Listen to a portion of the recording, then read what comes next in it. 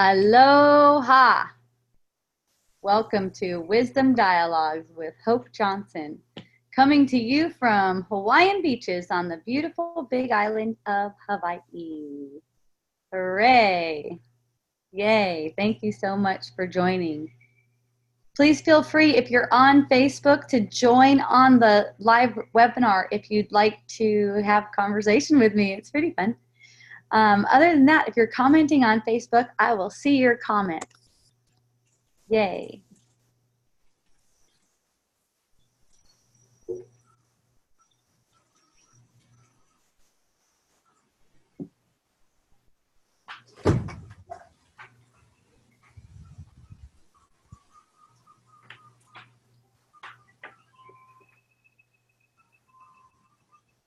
So listening for guidance, okay?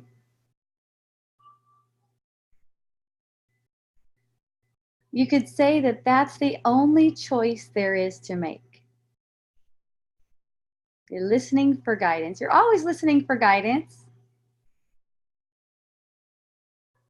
It's just that a lot of that guidance comes from the ego. And many of us are choosing the ego all throughout the day. And night too, in dreaming. Choosing the ego's guidance, because the ego seems to speak with authority. Like it knows what you should do. Like it knows if you get it right or if you get it wrong, or if someone else is doing it right, or if things are the way they should be. Aloha, Mary. Yay. Aw, you come on here too. Fun. So it's as if the world is real. Of course, all of the guidance that comes from the ego comes as if the world is real, as if your body is real, and there's something you need to do to protect it, improve it, to become someone. And it's more like it's more like a plant. The body's more like a plant. It's just growing and flourishing and then withering and then dying, just like a plant. You're not really doing anything. You're not really making any choices about what's going on in the illusion. You're not making any of those choices that it seems like you're making. Those are being made automatically. They're playing out automatically based on what it is that you need to learn.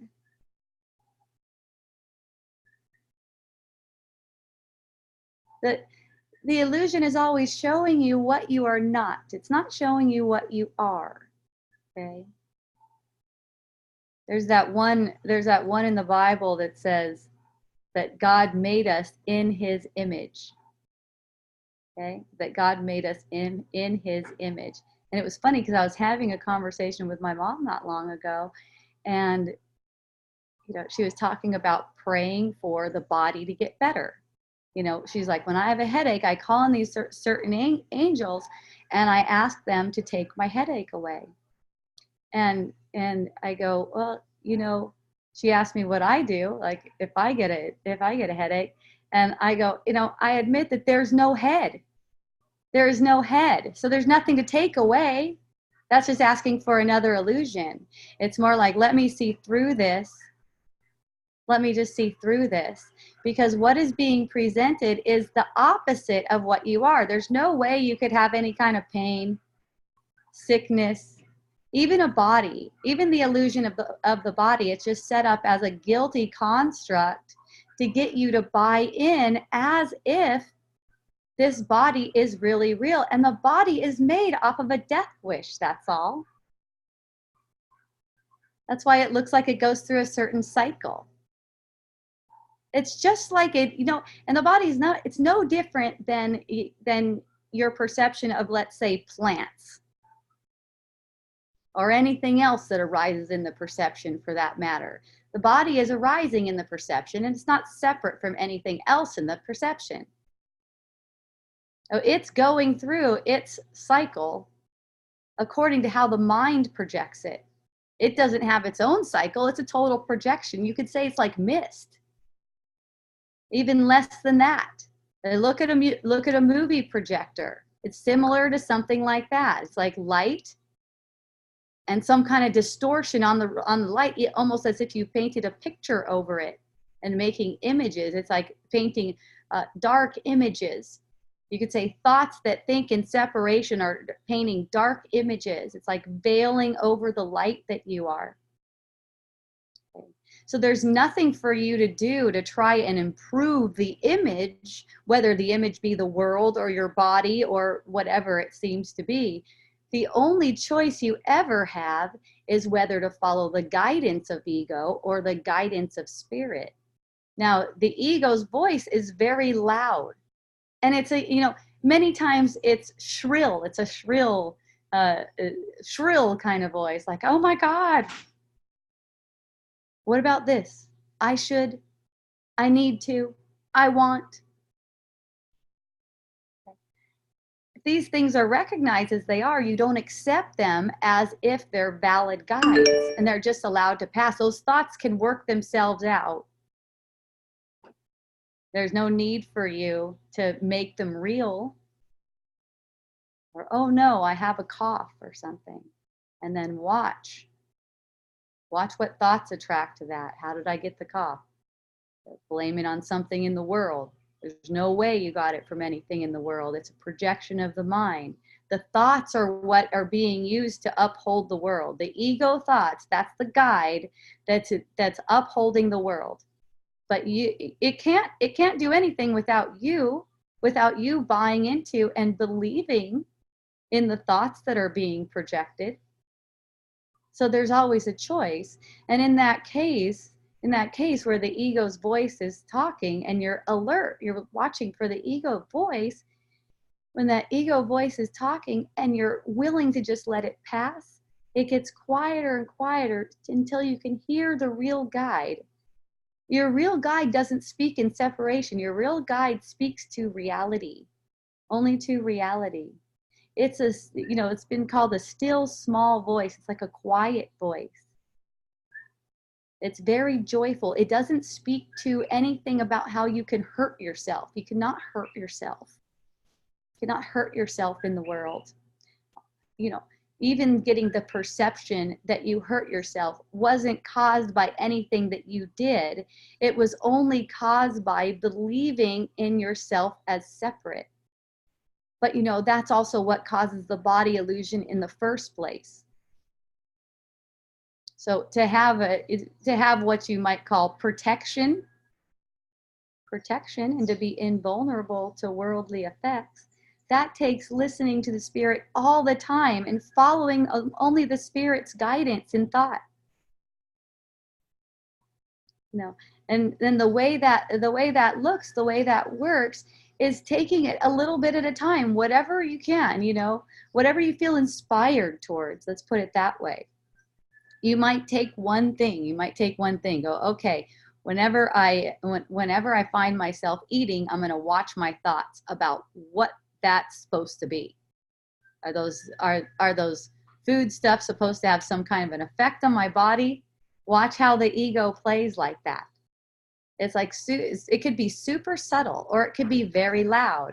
But when you get curious and you want to watch in a playful and light way, okay, and you're interested in watching and you're willing to receive a new interpretation, new interpretations will be given you. You'll start to see more and more how this is directly coming from you. And as that shows itself, as that reveals itself, you start to know that you can navigate this thing without suffering. You do not need to suffer.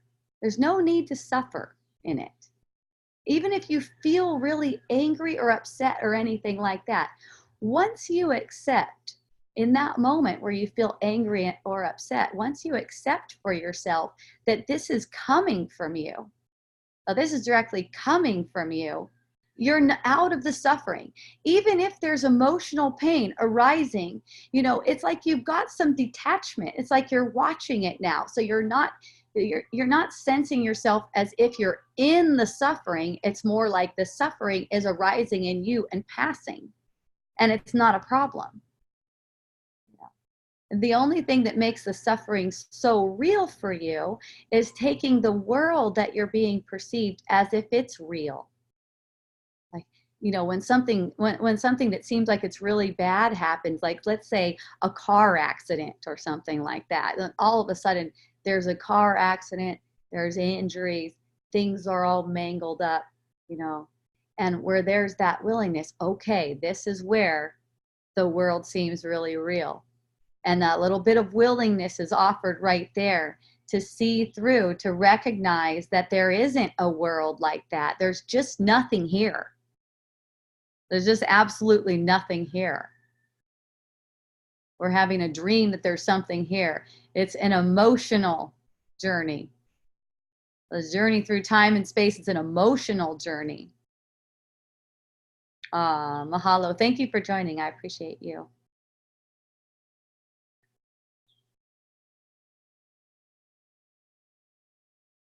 You might allow the thought, there's nothing here.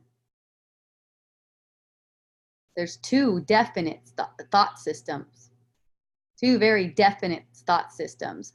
And, what people have been trying to do is accept a better feeling thought from the ego thought system, though. See? It's like, say, the car accident scenario. It's like, oh no, this is it. This sucks. Now my life is ruined. And then a better thought is, oh no, I'm going to recover from this. That's a better thought, though, from the ego's thought system. That's not from the spirit's thought system. The spirit's thought system completely denies the truth to this illusion. It denies all the truth to it. So it takes the illusion completely out of the equation, like anything that seems to be occurring on the surface. It reminds you what it's for. When you're reminded what it's for, and you're recognizing what it's for, you don't want anything in the world. You don't mind how the world seems to be going, about how your body image seems to be playing out, or all the worldly things seem to be coming and going. Someone seems to be being mean to you. Someone's telling you what horrible person you are, maybe. See? If that's not real to you, there's no suffering in it. If it's real to you, and it's real to you it's real to you because you feel upset. Okay? You feel upset. If you're willing to ask for a different interpretation because you're upholding that upset feeling by thinking the world is real. Without thinking the world is real, no upset. Aloha, Monica. Aloha. It looks like Irina. Irina, maybe. Yay. Thank you for joining.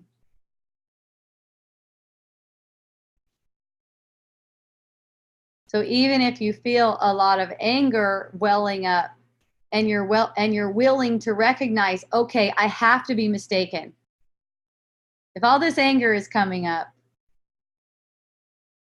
if I feel this upset, and any bit of upset, even a little bit of irritation, I've got it wrong. It's easy. It's really easy and fun, actually. Oh, I've got it wrong. I'll be just in the shower, and a thought will occur to me. Oh my gosh, I have to do this. Something about work. Okay. And it's like, oh, I got that wrong. And it's funny. It's fun. I just, I find myself laughing all the time. But it's for the ego, it's that fear of, am I really going to be all right to just like have a shower without following that thought? Am I going to remember what I need to remember when I get out of the shower?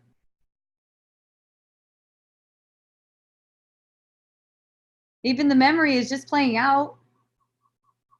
It's just the thought system playing out.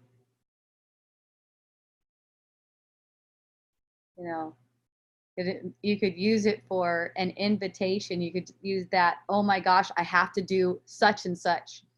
You could use that as an invitation. I have to, and just like remember the truth. I have to remember the truth. No, you don't really have to, but you will. You will. The funny thing is there's nothing for you to even do, not even to remember the truth. It's really just a choice between, what this is saying about who you are and opening up to the truth. Not trying to silence it. It's not like that. It's not like go into meditation and try to get that thought to go away. The thoughts that speak to the truth are also illusions, just like the ego's thought. They're also illusions, but they cancel out the ego's thought. They cancel it out. That's way different than a negative and positive thought. You see what I'm saying? It's very different from a negative and positive thought, because that's only adding more to the ego. Oh no, we're going to be broke in this many months, let's say. And the positive thought about that, oh no, we'll be okay. We'll pull through. Hope, right? The opposite of hope, as the opposite of fear. It's not real hope. It's false hope. No, we'll be all right because of this, and this. Totally missing what having that perception is for. It's missing the opportunity to use that perception. Oh no, my livelihood. For getting that feeling effect, and opening up to a new interpretation. That feeling that you get, that upset feeling, the reason there's contrast, is not so that you can get what you want in the world. That's not the reason for it. It's not the reason there's contrast. It's a good exercise for getting to recognize contrast. The reason there are contrasting feelings is so that you can see, that you can know that you are thinking with the ego. The only way there's going to be any contrast to joy is if you're thinking with the ego. And that's any amount of pressure, any amount of stress on you, anything like that. Remember, once again, you're like a plant. The image of yourself, it's just like any other image on the screen. It arises, it flourishes, it withers, it passes away. It seems to have its own life, but it doesn't have its own life. The illusion that you perceive, it's one thing. Nothing separate, it's all projected from the mind. So use that. Use the illusion. It's not to get what you want in the world, but to undo the guilty self-conscious that's putting it up, that's upholding the illusion. You can use it to get what you want in the world. Everyone does that for a while. Until you realize nothing's really getting me what I want. I love you too. Thank you. Nothing that I seem to get is really getting me what I want. That's what I discovered.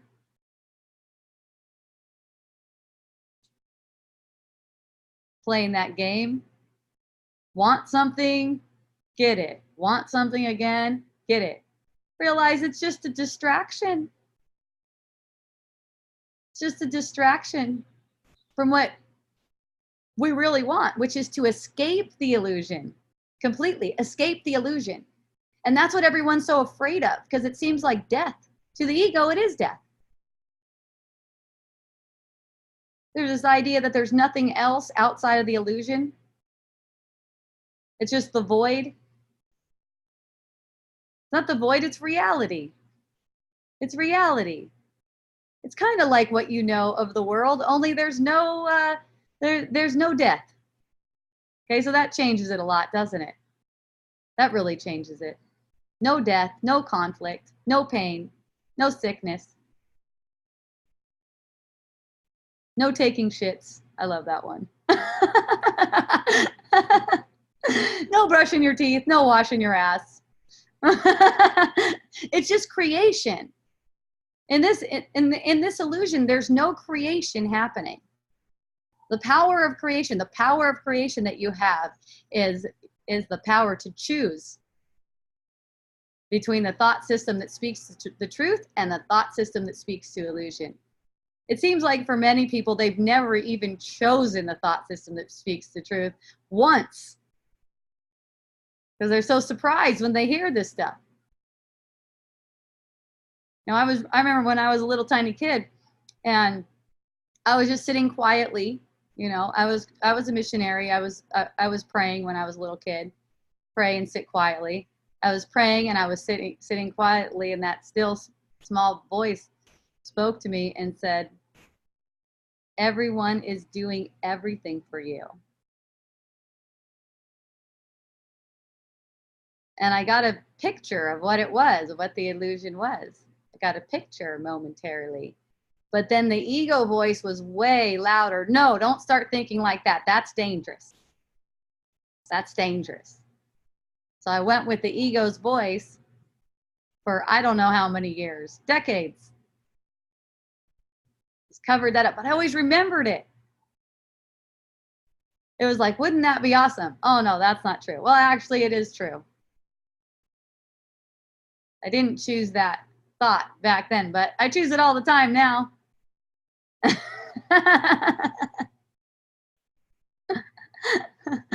And that includes someone standing in front of me and telling me what a terrible person I am, and I'm a total bitch and everything like that. It's still the same for me. Everyone's still doing everything for me.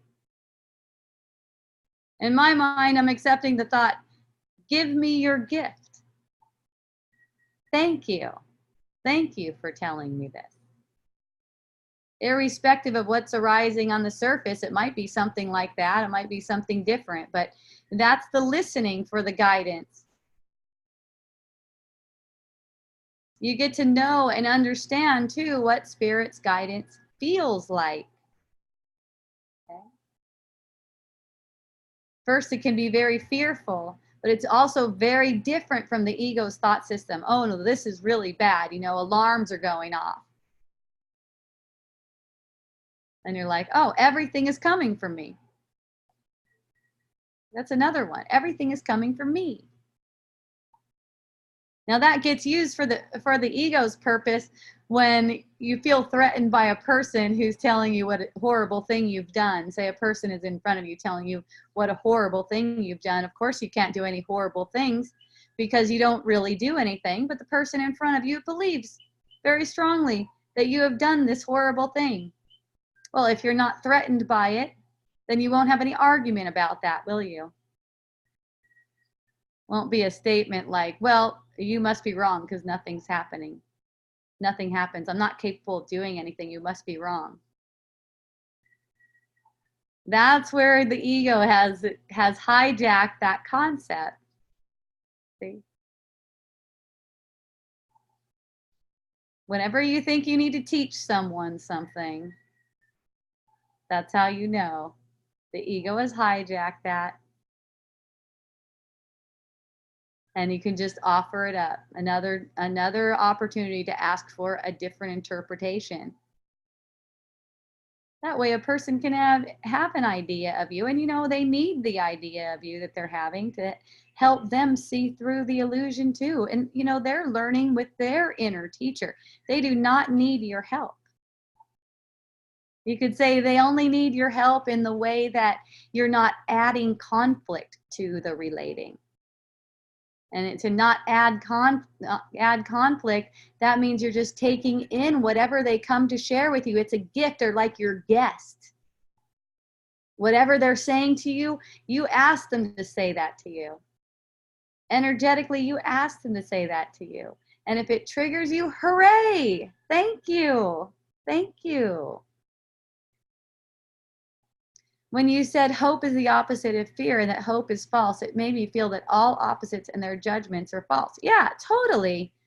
Totally. Yeah. So I'm talking about false hope too. I mean, you know, there's hope that's more like, speaking to your spirit, and you hope that you will see through the illusion, hope that you must be mistaken when it seems like you're upset, when it seems like there's a threat, I hope I'm mistaken.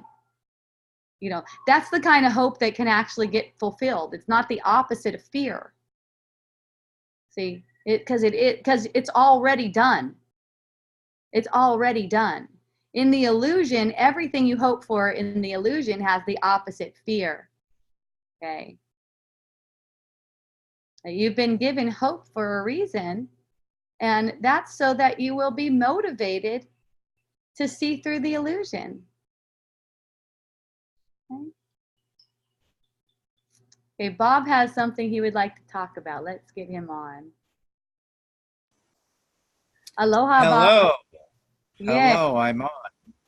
Yes, so you were talking about how the triggers are not due to something outside, but whatever is outside is reflecting what's going on, what would be going on inside me. Yes. So lately I've had some bouts of anger. So I work in the garden and I need a hand sickle, a comma, and I lost one in my weeding and I had to wait days till I could buy one. Well, then I'm in the garden again weeding and I lose it again, and I'm searching everywhere through the garden and I start getting angry and raging that I can't work. I've done it again. I've lost it again. Hmm. And so I just recently watched this video, The Mind Body Prescription by Dr. John Sarno. So Okay. he's a revolutionary doctor. And on your Wisdom Dialogues online, I posted a excerpt from his book, The Mind Body Prescription. So what he's saying in this teaching of his is that he's discovered that a vast majority of the symptoms that people have, whatever physical symptom they have, is due to repressed rage. And so he says that it's kind of like, I think of that Marvel superhero, the Hulk. So the Dr. Banner gets hit by gamma rays, and the meek scientists, if you trigger his anger, this monster comes out that wants to smash everything. Yeah. And so he says that through childhood, having trauma or abuse, that we have this repressed rage, or day-to-day life pressures or anxieties can create it. Simple things like you have an elderly parent that is needs constant care and you have to care for them. Well, you certainly love your mother or father and want to help them, but then there's a part of you inside that feels a little resentment, a little anger that you're having to do all this for your parents, but you can't show that because it's not nice. So he's saying that all these emotions, the grief, the fear, and mainly rage that are undesirable, that you don't want them to come out, that your brain actually sends mild oxygen deprivation to a certain part of your body that will create a symptom, pain, or it could be any physical symptom, as a way to distract you. You focus yourself on the physical, on your physical pain. You think it's a disease. You got to go to the doctor, when it's an avoidance of having to feel and go into this anger or rage or whatever that your subconscious mind is trying to keep pressed down.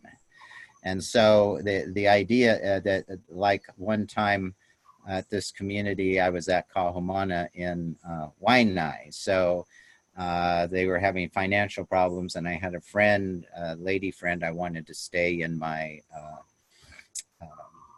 dwelling, and I had my own bedroom, my own kitchen. And so this one woman said that, well, they're going to have to pay money every day and they have to pay for their meals. And this friend didn't have any money and they were just staying in my house, eating meals in my house. They only had one community meal. And so I came to this woman and leader of the community and said, well, can we renegotiate because of this? They're not really making an impact in the community.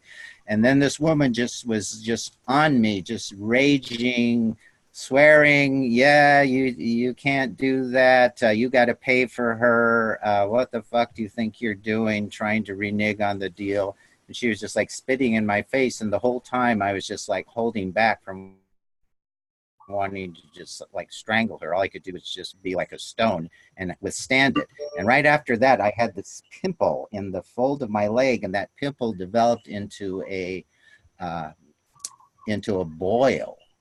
And I had to go to the doctor numerous times to have it lanced and drained. And so it's like, because this anger directed at me that I couldn't express back to her, it manifested itself into this boil that was so painful in the fold of my leg that I finally got rid of it. But that's the idea that he's talking about, that due to repressed rage, I created this woman to rage at me and then continue the cycle of rage. So I'm just wondering about this idea that we have the repressed rage that the body and the brain itself represses and generates physical symptoms to divert yourself from the painful emotion. Well, yes, and there's a lot of dissecting physicality going on with that. So it's not like the body does anything. The body doesn't do anything. It's all coming from Yeah, the mind. it's the mind is doing. He talks about how the brain is actually generating the symptom, that there's nothing physiologically wrong with you whatsoever. There's nothing wrong with your back. There's nothing wrong with True. whatever the symptom is. Yeah, there's nothing wrong with the brain either, and the brain is also part of the body. It's not like it's not like it's not like it's a actual computer for the body, which is the common belief of people who look at the body and dissect the body and do research on it. It looks like the brain is sort of like the computer for the body, but really it's all projected from the mind.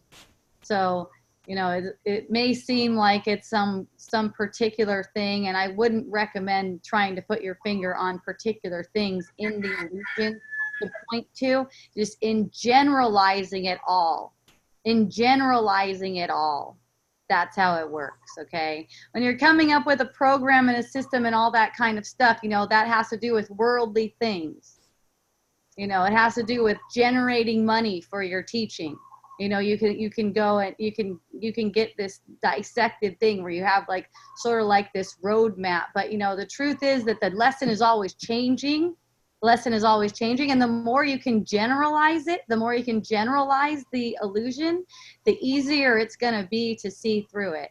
It's not like anything is helpful or unhelpful on its own, but it's the way that you use it. It's the way that you look at it. So, a lot of the times what occurs where it's like, oh, I see why I'm this way. It's because of my brain. And then we start looking at the physical like that, and you might get an illusion for a long time even that you're really like on the right track, dissecting this thing like this and all of the things that you do and all this other stuff, and trying to see where it's come from and how to heal it. But it's so much simpler than that when you just generalize the whole illusion, that whole everything that arises in the body, and just like, I'm making it like this. I'm making it like this because I'm afraid of reality. I want to perceive in separation. You'll start seeing different instances where you'll find yourself, like you said, kind of like a stone, where you're in front of the person and you're like a stone. But you don't have to make what you call karma out of that, as if that's actually meaningful and has any real effects. Okay, the only thing that makes the illusion seem to have effects is that we believe in it. I'm glad we're talking about rage because it's coming up in my story too. Oh, me too. That's so fun. Yay. So yeah, so when it comes to a rageful kind of feeling, you know, it's always as if something is really gone wrong and you're like off the hook. Like, ah, and you know, it's like, it's okay to scream and stuff. It's okay to scream and stuff. It's okay, whatever, however that needs to be released, let's say. And you know, also felt. And if possible, not lashing out on at anyone. The most important thing is seeing through the guilt and not teaching guilt. Whatever you teach, you learn. So if you're angry and you feel like you're angry at a person and you go and tell them how angry you are at them because they did this, this, or this, then you're teaching guilt. You're actually multiplying the anger. When you can recognize, I feel angry, but I know it's not about any person, place, or thing. I know it's not about any situation. I know it's not about that. The anger only comes from the thought of separation. And you know, if you can't say you know that, say, I hope that's true. Because if you just hope that's true, you open up to it. Even if you can't hope that's true, I hope it's different than the way I see it, because the way I see it is sparking up a bunch of rage in me. And that's not something I mean to multiply. That's not something I want to multiply. I'd rather heal through it. I'd rather heal through the rage. So hooray, rage. Hooray. Oh, I'm so mad. Why are you mad? There's not really a reason why I'm mad. What's making you angry? The guilty self-concept is. So you don't think it's due to any kind of residual rage that's been repressed in your system that triggers someone to get mad at you, and then you get mad, and then that leads to further repression and further rage and further physical symptoms due to the repressed rage. The thoughts that speak to rage are, you could say, circulating the mind, and they come up for everyone. They look specific, like they're specific to the life circumstances. And the only thing that can hurt you or make an illusion of a hurt body is choosing with the ego. Choosing with the ego. What are you making of this? If you're making it real, you're choosing with the ego. If there's something that you need to do or something that you need to teach someone, you're choosing with the ego. And that's what hurts. That's what shows up as a hurt body, for instance. Choosing with the ego. It's not what you physically do. It's not what you physically do. You could be standing there like a stone, like you're saying, you find yourself standing there like a stone, but you're steadfastly choosing the truth. Then it's not going to have the same kind of effect like you would get with a sore or whatever it was that came up on you. It wouldn't have that kind of effect. It would have a healing effect. See? So it's just, you say, generalizing and personalizing. You don't attribute it to. Yeah, I say to generalize. I say to generalize, you know, and the same thing with any kind of illness being perceived on your body is just the same as illness being perceived on another person's body. It's just the same. That's what I mean. Generalize that. It's just the ego's projection. That's right. Any kind of sickness. And you know, you could say the body itself is a symptom of that sense of separation. Healthy or sick body, it doesn't matter. Right. It's all heading. It's you know, life is a sexually transmitted terminal disease. So, yeah, well, it's not like that either, because it It's not like you actually come from a sperm and an egg. That's also make believe. Yeah, well, that's the body. The body comes from the sperm and egg, It's not. supposedly. Yeah, it doesn't. It doesn't come from the sperm and an egg. That is a story. Hmm. So then there's the idea, okay, about God didn't create this universe. So you see the intricacies of a passion fruit flower. You see the beautiful geometry, the form, the fragrance, all of the senses in the intricate web work of the beautiful tapestry of existence. And so it's like uh, human beings have, as you say, the mind is not a creator. All that humans have been able to do scientifically is rearrange different chemicals and compounds and uh, objects to create different variations, but man has not been able to actually create life. You know, Well, they do. humans haven't created anything. None of this stuff is real. That's the thing. It's not created. And Right. That. scientifically, you talk about rearranging things and stuff like that, but it's all coming from the mind. It's all a projection of the mind. Nothing has really been done. Nothing has ever happened. It's dream. Yeah. Well, I guess at night you dream, you could dream a passion fruit flower. You could dream a beautiful universe with, the cycles of nature and beautiful geometric patterns in plants. And you can do that as you're dreaming as well as you're awake. I guess it's all a dream. They say it's always our doing in this moment. It doesn't come from the past. It doesn't come from evolution. It doesn't come from anyone but the perceiver. It's my doing in this moment, whatever is happening. It doesn't come from aliens. It doesn't come from God. It doesn't come from the Big Bang. It comes from me in the present moment, whatever I'm perceiving. It's the past playing out. It's like past The thoughts past. playing out. Yes, and it's for healing, and it's not. Reality isn't really. It isn't really gone. It's like you're still creating in reality. You just don't see reality. You don't remember reality because the focus is on this sense of separation. And I'm talking about myself too in that regard because for one thing, I'm coming to you on a webinar here. That's not reality. And I seem Yeah, to be in right. a body and I seem to be in a separate body. That's not reality. So you get to feel more of what reality is like and sense more of what reality is like as you deny truth to illusions. And that's it's a choice that you make in thought. It's a choice between two thought systems.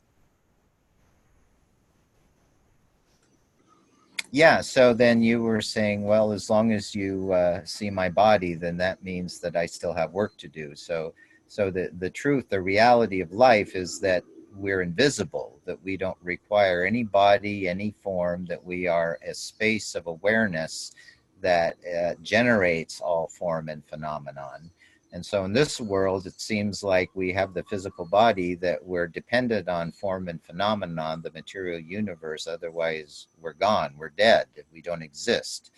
So, in the reality is that we don't have any form, we don't need any form, we don't need time or space or reincarnation or heaven or hell or anything. Those are just ideas. Those are just, as you say, make believe concepts.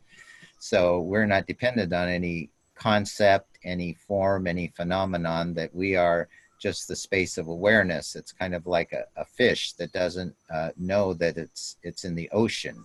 It's too caught up in the forms and phenomena. It doesn't realize that what it's embodied in is an ocean. And so that's just it. We're unaware of the fact that we're actually this spacious ocean of awareness, and that is totally removed and beyond all form and phenomenon that we could perceive.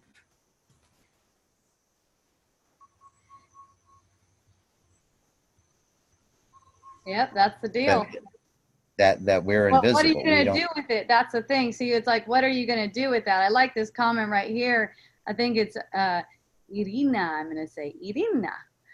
I get excited to get triggered and watch myself. See, it all comes down to this moment when there's this sense of a trigger arising. You know, it's all those concepts about the ocean and the water, and even this is an illusion and all of that. It comes down to the moment where there is a trigger arising. Are you grateful? Are you excited about it? Or are you taking the illusion to be true? There's no right or wrong to it, just awareness of that. Give it some awareness, be alert to it. And if you fall asleep, it's okay. Once you recognize you fell asleep, again. You're watching the show again. And then just keep on watching it play out like that. Watch yourself play out. Watch how you play out when you're triggered. Okay? Watch when you're making anyone guilty. When you know that you're making someone guilty, it's not going to have that same kind of effect. In fact, it really has no effect. It only seems to have an effect in dreams.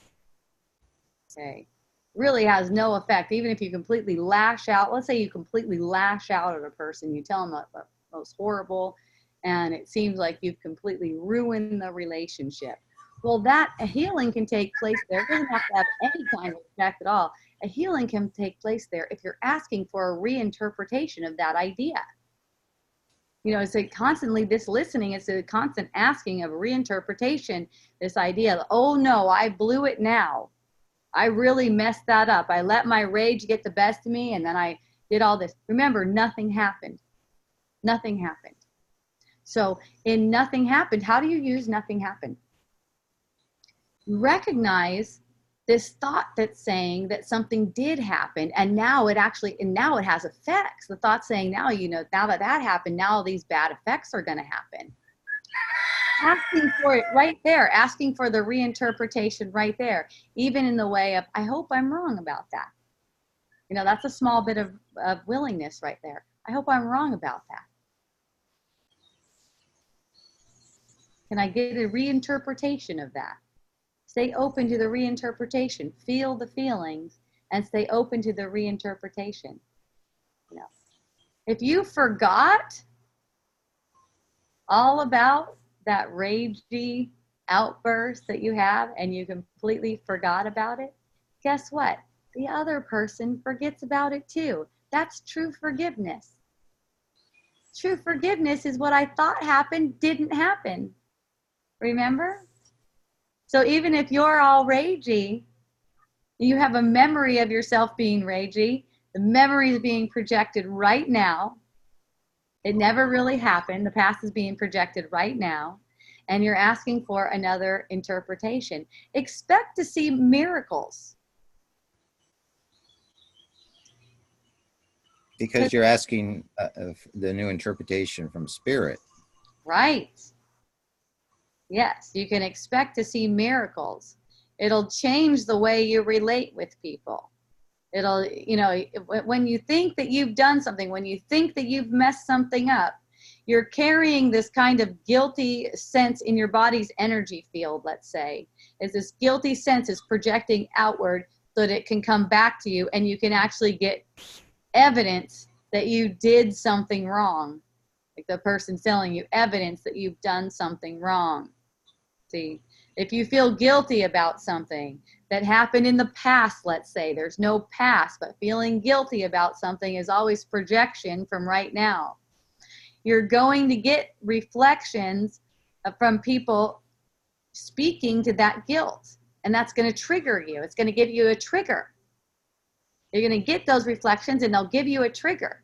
And when you get that trigger, that's what it's for. It's for seeing through that illusion that you are guilty in the first place. Watch it. Play with that a little bit. Play with that a little bit. Get excited the next time someone tells you what a bad job you did, person you've been, how you've messed up in the past or anything like that. You get excited about that. Start to watch that Admit that it's your guilty consciousness. It's from guilty consciousness. And you'll start to see, you know, someone says, you did this to me before and now that really messed me up. There's some guilt around doership. It doesn't need to be that particular thing. That's why I don't advise trying to dissect things, because the illusion can be very tricky. Okay? So it doesn't have to be that particular thing. You could feel totally good about something. And then someone's like, okay? It's the root guilty self-concept is before the world is made. Before the world is made, there's this idea that you separated yourself from reality, and you know what? You forgot to laugh about that. You forgot to laugh about that idea. That you got separated from reality, that you separated yourself from reality. There's major guilt around that. And every guilty thing that comes up, it seems like you've done something like, I don't know, maybe you slapped your kid around when they were 7. Just throw that one out there. I don't know. Maybe you slapped your kid around when they were like 7 years old and now you feel really bad about it. Maybe you're an alcoholic and slapping kids around. That's your story anyways. And you're feeling really bad about it. You know, when you get a trigger on that, and you admit that you're making it up, you know, that's the hardest part, is just admitting that you're making up, even offering a little bit of willingness to see that you're making it up. Am I making this up? Am I making this up right now?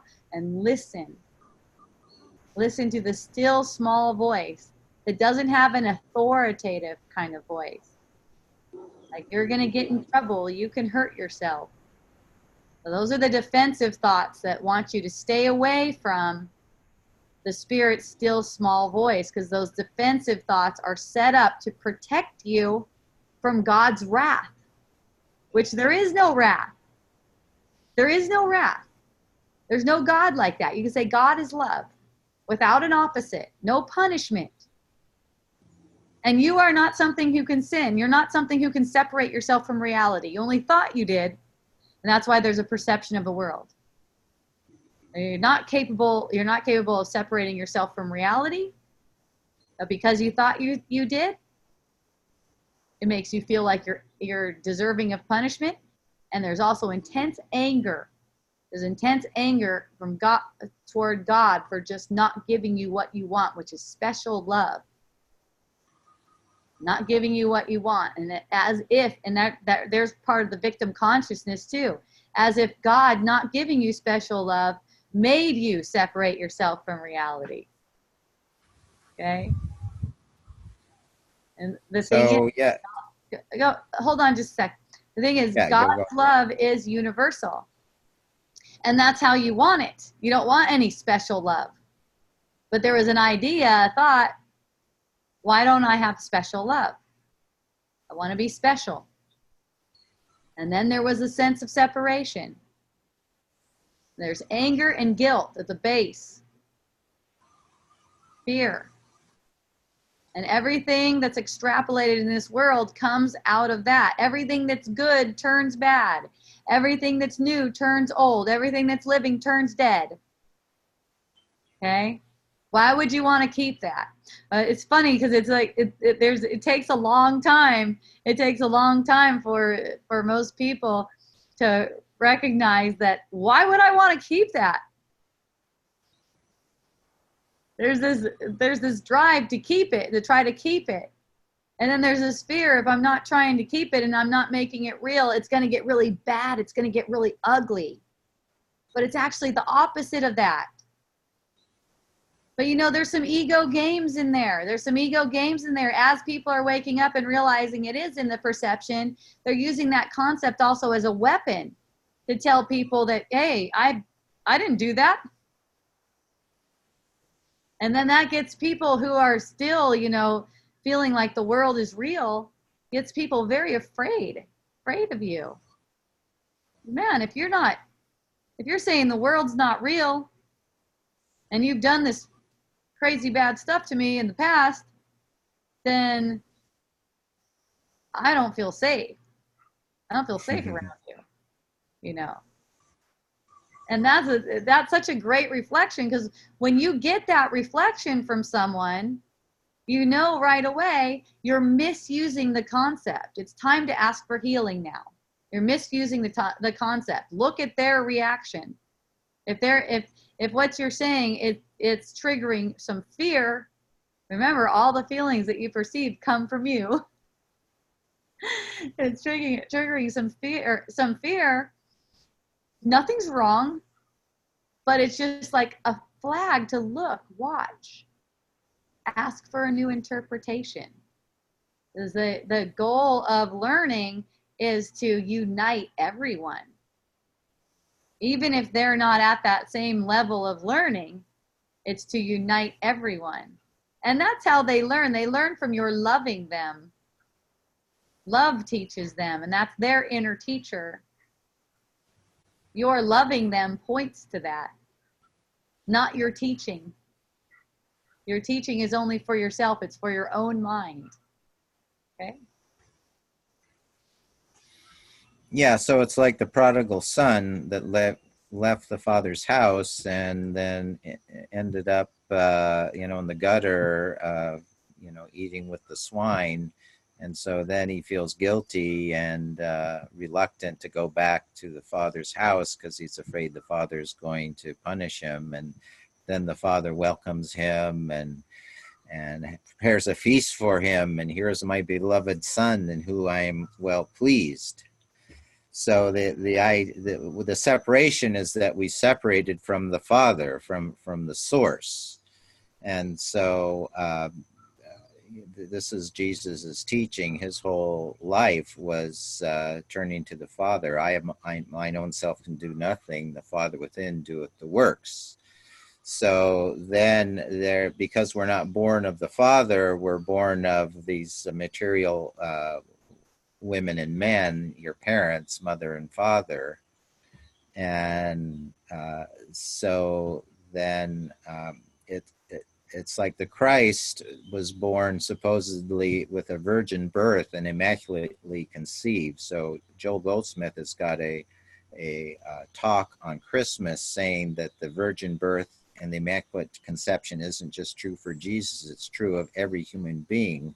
When you call no man on earth your father, there is but one Father, your Father in heaven, where you're born from the Father that requires no material processes of birth or sperm or egg or anything, that you have reunited with the Father consciousness. You return to the Father's house and you are born immaculate, virgin, once again from directly from the Father. You've gone through the second birth, returning to the Father's house.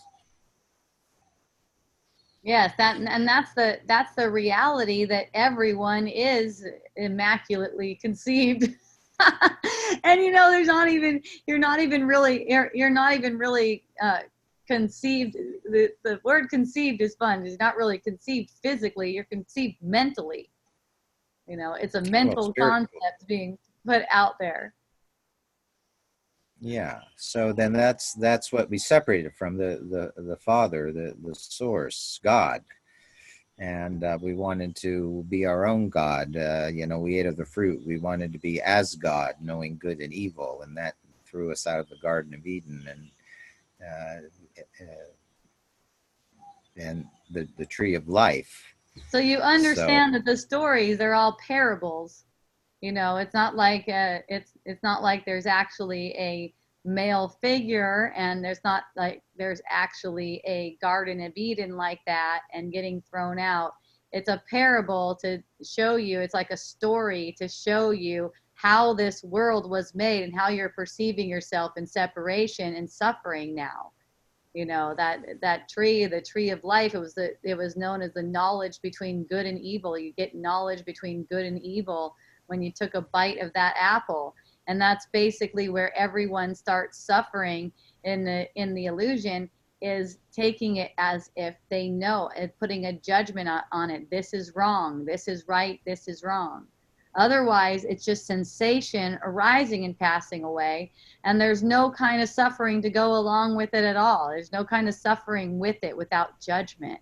even the suffering that we perceive in other people, there's no suffering. It's a dream. It's a dream that there is, and that's based on judgment. So if we're having the perception of, say, another person suffering, it's very likely that they're also having a perception of suffering. And when we're willing to see that the suffering isn't real for them, that's a healing. That's an extension of healing. And it's not about trying to convince them that they're not suffering. That's the thing. You could be totally taking care of them at the same time.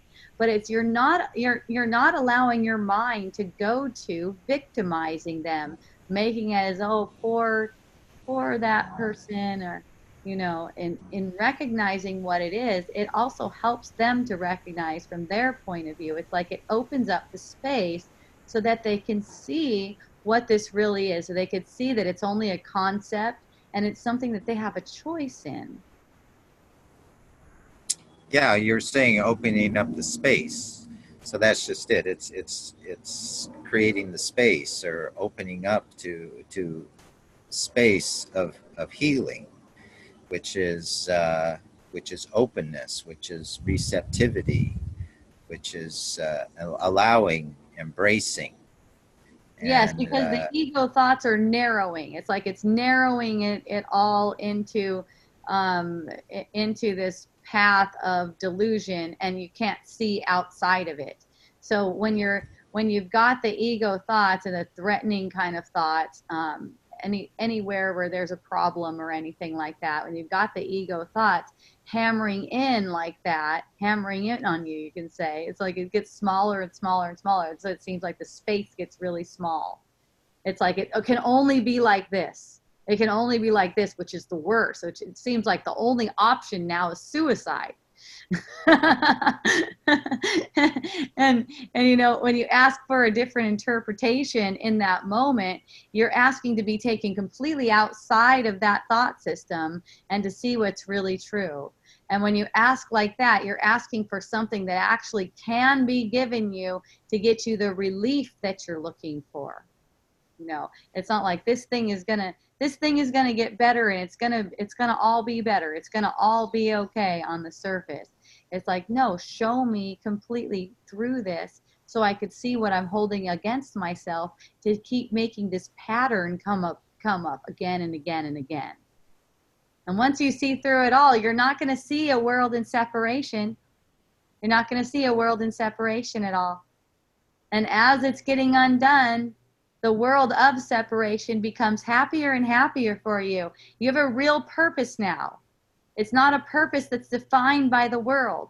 It's not a purpose that's defined by the ego, as in I have to accomplish these things in my life, or I have to accomplish this thing today. It's true purpose. It's true purpose, and it's taking the whole illusion as one thing and having a direct relationship with everything in the illusion as one thing, not making these certain things and people in the relationship special, as in they're needed for your happiness or they're a threat to your happiness. Either way, that's making them into a special person. And whenever you make anyone into a special person, you're attacking yourself. Okay? Everyone and everything that arises in your perception is exactly perfect and for you in that moment to undo the guilty self-concept. And that's all they're all for. They're all serving you. They're coming to you in all these different forms, like guests in your house bearing gifts. Okay? There's no need for you to judge which gift is good and which gift is the wrong gift, which gift is going to get you what you want and which gift is going to hurt you. It's not like that. All of the gifts are the same. You can look at all of them as the same. Whoever enters, whatever enters, anything that seems to happen to you or anyone else, whatever enters your perception, it's all for the same exact thing. It can all be generalized into one thing. truth or illusion. Yes, and that's your choice. Your choice is to make that thing true. And whenever you're taking something picking something out of the illusion and making it more important than something else. You know, whenever you're separating something out, that's an attack on yourself. There's nothing that's more important than anything else. Whatever's given you right now is exactly what you need. Whatever apparent choices that you seem to have right now, those are the apparent choices that you need. And the decision is being made for you. So there's no decision for you to make. There's illusions of decisions. Even the decision like, what shirt am I going to wear today? What color am I going to wear today? Start to watch that. Watch how it's just playing out automatically. No one's doing it. No one's really making the decision on what to wear or what to eat or who to talk to or who's going to be my partner. I choose you because you are a good boy. Yeah, you know, it's like you just choosing in the direct relating. It's choosing whatever it is right now. It's like choosing whatever it is right now for your undoing. You know, not believing in I make choices between these two things. That doesn't mean you have to be afraid of making choices. Remember, there is a big difference between the person you perceive and who you are. The one on the surface making choices is apparently making choices between some things, and it seems like you have some kind of say in it, but this is just thoughts processes playing out. So when you don't identify with it, it doesn't bring you any suffering, and you could be 100% sure that every choice that's being made is perfect for you, and it's perfect for everyone involved too. When you're 100% sure about that, there's no guilt. You know, nothing can give rise to guilt. You know, I've had a feeling before where I said something, or I thought I said something, thought I said something that was going to bring me some trouble. You know, I thought I said something that I shouldn't have said about someone, you know, and immediately it struck me, oh my goodness, this is so not true. You know, it's like that. It is. It's like that. It's real practical like that. Oh my gosh, I wish I didn't say that. I have this bad feeling. And then the mind starts going on with scenarios that justify that bad feeling when it comes down to it didn't happen. And when you introduce that thought, what I thought I just said, I didn't actually say. It discombobulates the mind. It's like, what? It's like there's this sense of this sense of space. There's a sense of spaciousness all of a sudden where things were getting very tight. They're getting very tight into suffering. You know, you go on a walk or go for a shower or a nice hike on the beach or something, and this thought comes to you about what you said about a person that's now going to come back on you. So it's like, you know, to the ego, you shouldn't even be enjoying yourself. You should be thinking about how bad that is, what you said, so that you can stop yourself. Well, you're going to have to suffer for this one. You screwed up. You're going to have to suffer for this one. But next time, maybe you won't say that kind of stuff. Look, you don't have a choice in that. You don't have a choice in whether you're going to say that kind of stuff. The stuff that you said came out of your mouth because it could trigger guilt.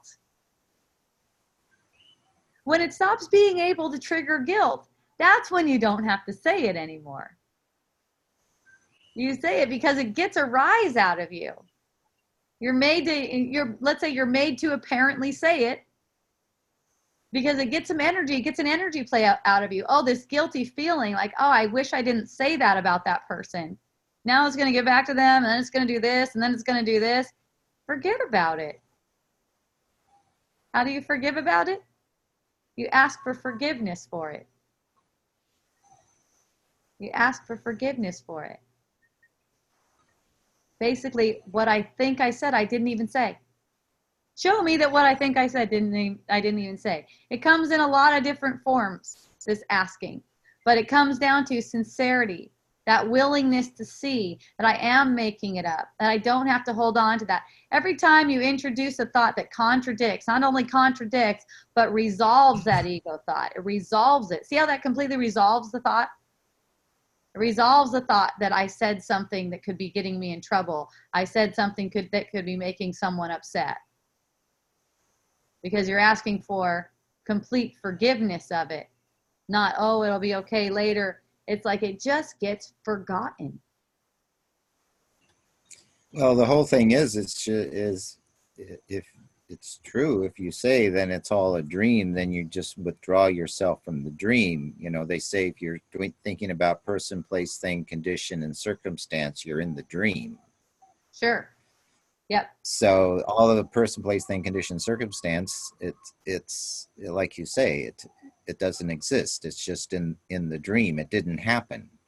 So then you're waking up, you're withdrawing from the dream of the person, place, thing, condition, circumstance into being, Yes. into love, into infinity and eternity, here and now, and all is one, and self-complete, and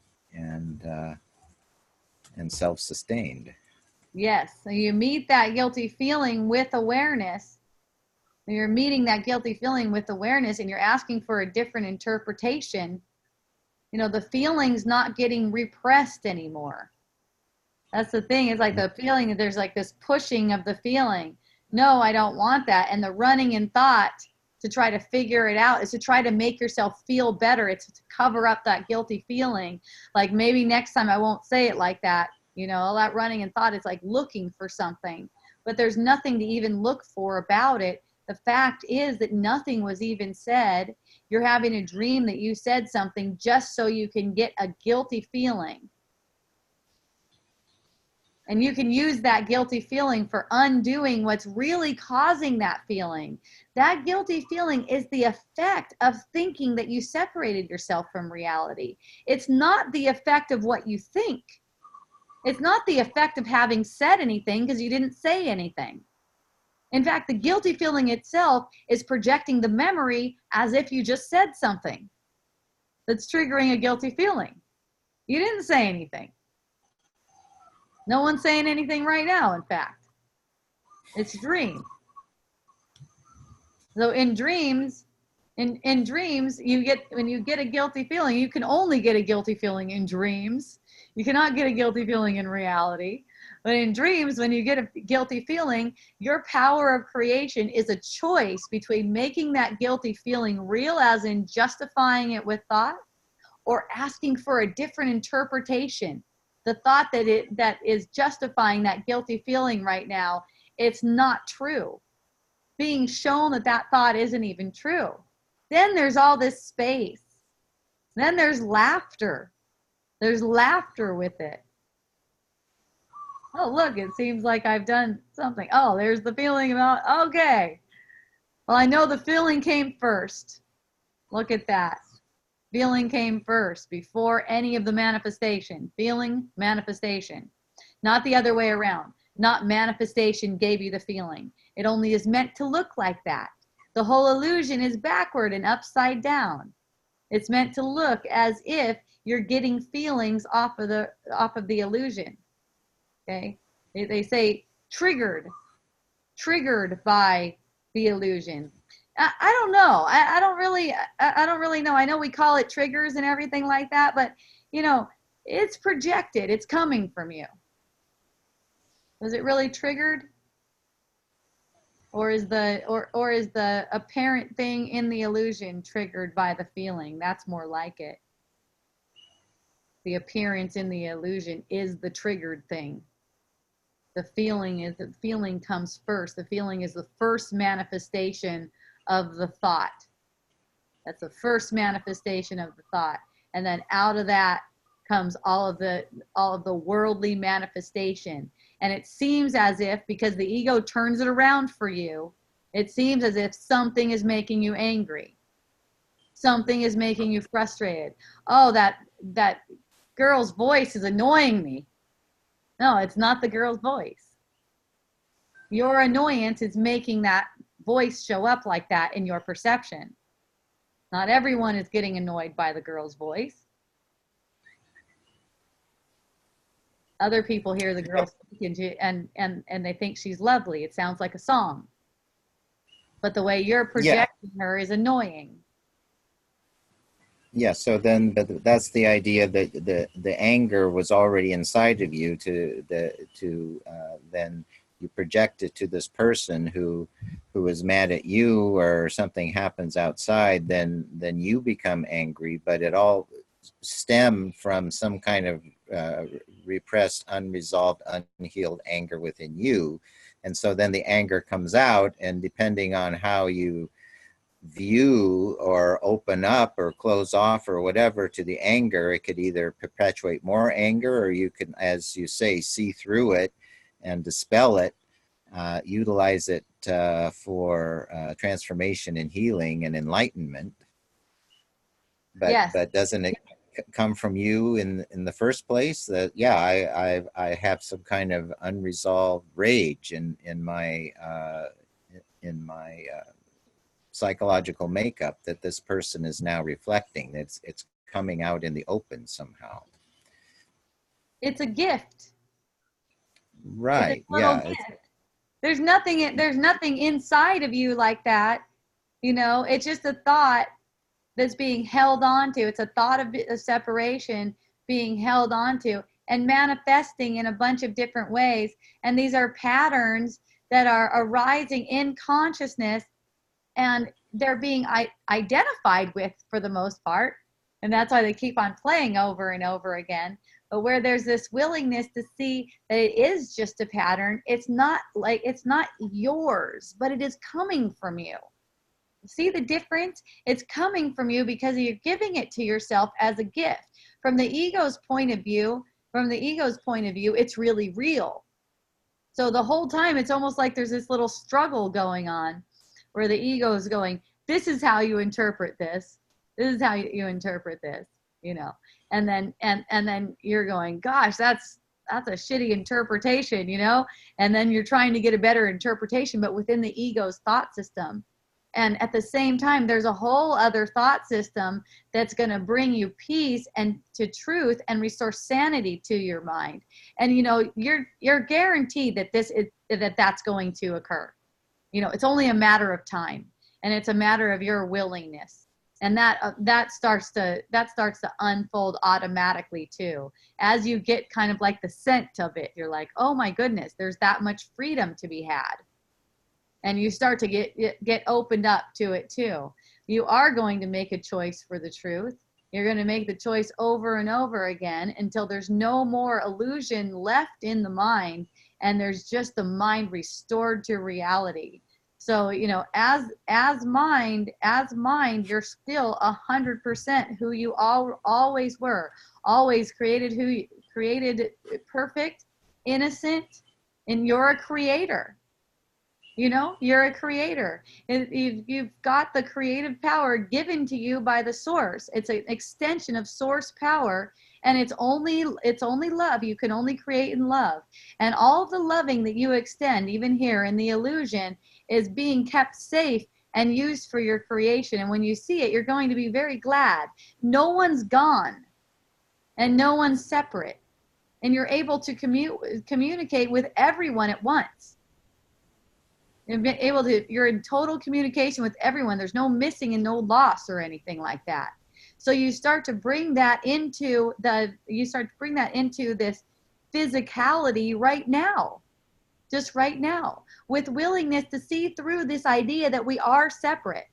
One of them that works really well is with missing. I started to realize a long time ago that missing is an ego trip. I miss you. The missing says that we're separate. Missing says that we're apart. It says that because our bodies are apart, we can't communicate. It says that because our bodies are apart, I can't have the comfort. And so I start to just feel that feeling of missing a person. And it happened when my daughter moved to the mainland. I got a sense of missing and let myself to get that feeling of missing. And I was just shown that there's nothing's changed. Nothing's even changed. It's always the same. We're always together. We're just having a dream that things are changing. Even when a body passes away, nothing has changed. But we took on a modification. We took on a modification of ourselves and say like, oh, this body is here. There is no body here. We're having a dream that we're communicating, we're using bodies to communicate. And while we are using, we are apparently using bodies to communicate, we can use that to undo this whole idea. And the way is looking at any kind of guilty concepts, anything that makes that person that person meaningful to you in a worldly way. In a worldly way. Their life, for instance, meaningful to you. I practiced that. I got the opportunity to practice that one time when it seemed like my son was like really hurt. Maybe he was going to pass away. You know, the thought occurred to me that he could pass away. And all of a sudden it was like, here it is. Here's where the practice comes in. And it does come in like that. Whenever you get hit, you know, you seem like you get hit with something major or minor, it doesn't matter. But as you're practicing with the minor stuff, you're gonna find it way easier to get with the things that seem major. And really there's no difference between them. It's not like one you can heal easier than the other. It's just that some of them seem to have more of an energetic pull toward you, like the idea of someone's body passing away, you know. So there is this willingness to see, let me see, let me see. And there was just so much comfort with it. There's so much peace and comfort with it. It's like, okay, whatever it seems to be, it's all for the same thing, which is life, not death. It's for life. It's not like if you find yourself in a body, you're somehow alive. It's actually the other way around. It's more like if you find yourself in a body, you're like mostly dead, but not really, just in the dream. But mostly dead in the sense that the mind is insane. As projected like that, it's insane. Remember I said earlier that the mind is completely innocent, free, sane, everything like that. There's just this veil up and this projected person. You know, it's like a projected mind. You could say it's projected mind. And that part of the mind, you could say that part of the mind isn't affecting the whole mind. The whole mind, the wholeness of the mind is still completely whole. The part didn't actually go away. It's almost like there's just blinders up in front of it. The only reason why it seems like we need healing is because we think in separation, and that makes insanity. That makes a sense of insanity. But since it's only veils up, there's not really the insanity either. That's why it's just an undoing. It's just a revealing of what's already here. It's just a correction of the thought that says that we separated ourselves from reality. Over and over again, as people present to you as if you're guilty and as if they're guilty, and you deny that. You just keep on denying the guilt, and you keep on getting shown more and more. It keeps on, even the illusion starts to reveal to you more and more of how your innocence is real. Your innocence is real, but it's up to you to make that choice. So in my case, I will find myself where, you know, my innocence is being challenged. Like maybe someone's telling me, hey, you know what, you're screwed up. You know, you're a screwed up person. And the way you did this, it just totally ruined my life, let's say. So, you know, the way something like that would be approached is just to see that that is coming from me, to recognize, hey, I know that this is coming from me. And it's meant to trigger me in a way that lets me see what I'm using to make myself guilty. Of course, none of it is true. And at the same time, I don't have to argue with anyone about it. I don't have to defend myself. Because it's just giving me, it's like, oh, and that's where that, oh, thank you for letting me know comes in. It's just giving me like a window so I could see what's been hidden, what's been kept in the darkness in secret. So that's kind of like revealing my dirty little secret that I thought I needed to keep myself safe. Like, oh, thanks. Thank you for revealing my dirty little secret. That I thought I was guilty. See? And, you know, this has the most powerful healing effects when you're not trying to teach the other person that you're not guilty. So you think it's healthy to reveal all your dirty little secrets? Oh yeah.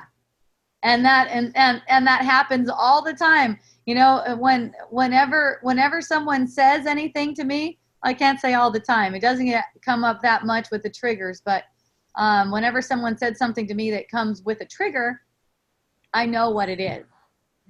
That's my secret self-belief that I've been trying to keep hidden from my sight and project outward. So it can seem like it's coming from them and they're a terrible person. Maybe they're insane or something. You know, that thought, maybe, oh, they're just insane to be talking. That's outrageous that they would say Mm. something like that about me. You know, Mm. it's like, oh, that's it. It doesn't mean it's true about you, but it is pointing to something that you thought about yourself. And it may not be in that exact same form. It may be in the same form, but it may not be in the same form. So don't be looking for the form, be looking for that content about how you thought you were guilty for something.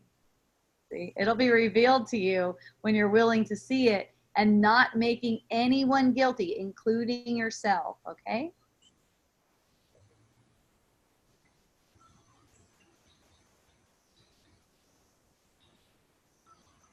Guilt is meant to be undone, not done over and over and over again. And you know, people appreciate that. They might not appreciate it right there in front of you, but you know, what I've seen is over time, people come to appreciate that. That you know, they see that wow, there's nothing I can do to get her to see me differently. Nothing I can do to be less than love. And in that, people can tune into their own inner guidance and learn in that way. That's way different than trying to teach them that they're wrong. Remember, they're always right because they're showing you something. In that sense, they're always right. And if they're ready for a reinterpretation, that'll be made known, and it'll be taught for you. It'll be taught through you for you. No, you never need to teach anyone anything on your own. Let's say, listen for the guidance and get to the thought system that speaks for the truth. That speaks for it all being one and all of the things that you perceive being an illusion. And it'll guide you. You'll know exactly what to say, and then it'll be said for you.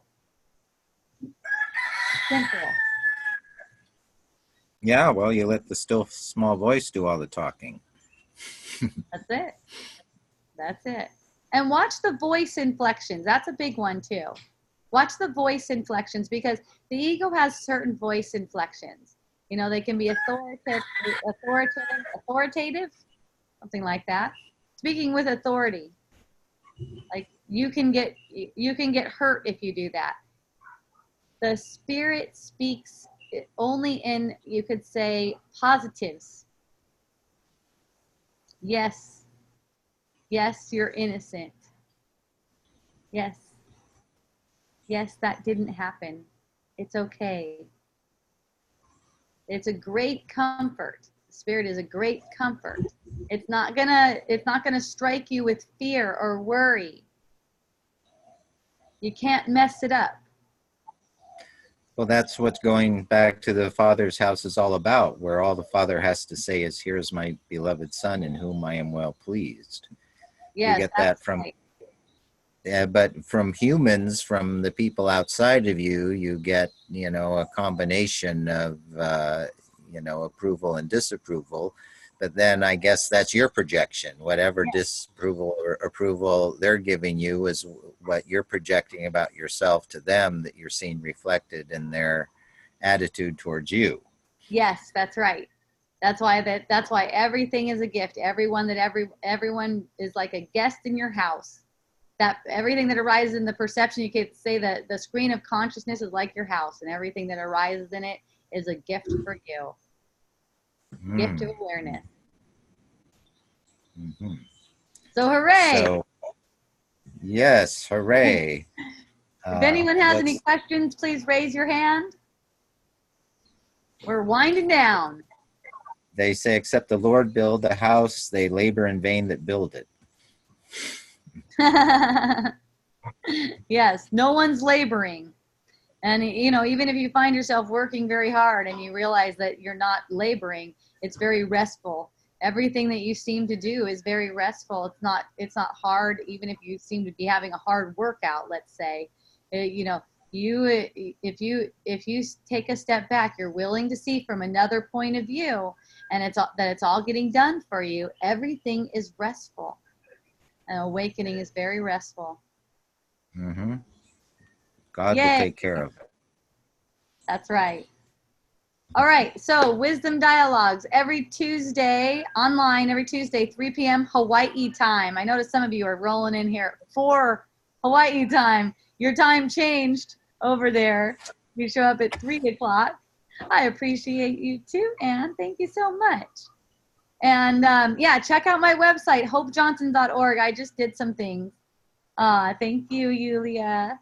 I just did some things on my website. I put up YouTube, the latest highlights and the latest full-length wisdom dialogues are there on hopejohnson.org.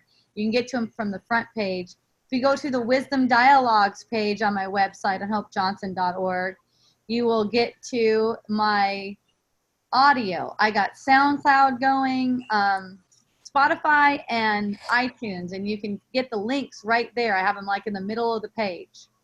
Also, my book, Unschooling for Parents, is still available. And, oh, Miracle Botanicals. We are having a sale. So you're getting notice of this. You guys are getting the first notice of our sale that we're having. It's the biggest sale we ever do in the year. It's 20% off. And we have some new stuff. This one's a Christmas tree room spritzer. Ann and I were spraying that on our stuff before we start on our stuff before we started. It's really good. I think it smells like a Christmas tree. It's really fun.